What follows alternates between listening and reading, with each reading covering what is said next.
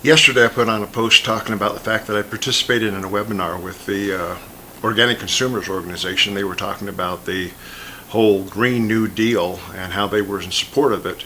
There was a lot of questions I had there. There had some great people on the panel. They were talking with Will Harris, which is a friend of mine and also part of the Savory Institute and practices holistic management, and some others that were part of the panel, to include one of the congressmen that supported the bill.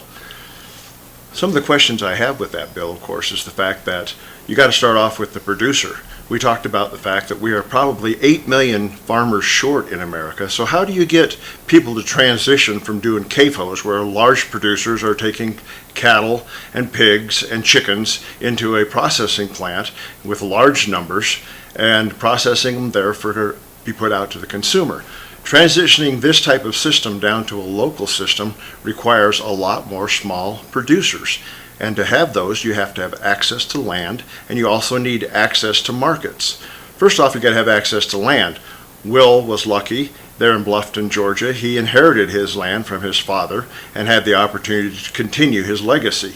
Most of us don't have that opportunity, and the 8 million farmers that we are short right now are going to have to come out of the universities or come from individuals who want to take on farming. And to do that, we have to then go into the next part, which is it has to be profitable. You're not sustainable if you can't make a profit. No one's going to stay in a business that's not profitable. Sooner or later, you're going to go under. So you've got to open up those markets. And right now, the markets just aren't there. Yes, the COVID virus has driven lots of demand down into the local markets, and some of your local custom and smaller processing centers are booked all the way out to 2022, showing that there is definitely a need for small processors in the local community. But there's not enough of them there right now, so you're going to have time to build them, which means there's going to have to be an investment. Cash flow has to come out of the private sector into making processing centers so that the producer has a place to produce his animals to sell to the market so he can be profitable, hence be sustainable and make a profit. And this will enhance people that come into this business. People aren't going to farm unless they can make a profit. That's just foolish to think that they're going to go there. Lastly, you've got to open up markets. And right now, with the way that the laws and the regulations are, we have only 23 states that have state processing inspectors and having the ability to process there and produce, versus the others who have gotten rid of most of their state inspectors back in 1980. So we would have to once again ramp up, get the inspectors educated, and get the processing centers going, and have state inspectors be able to go down and inspect the meat for going out and being programmed or packaged and sold locally to the local consumer. Guess what I'm trying to tell you is there's a lot of hurdles to get over. You just can't say we're going to go and get rid of CAFOs and in 4 years we're going to transition from that down to having a total local economy that is going to sustain itself. Yes, I agree this is the way we need to go, but it's not as simple as the bill would make it seem, and it has lots of questions.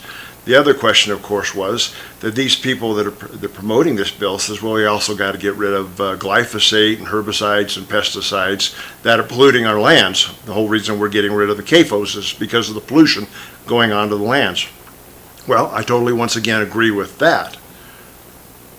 But you get rid of the glyphosate and the herbicides and the pesticides, once again, you have to have a market for that new organic product, and people have got to be willing to transition from where they have a known source of income to an unknown, which is what that transition would require while the markets are being built.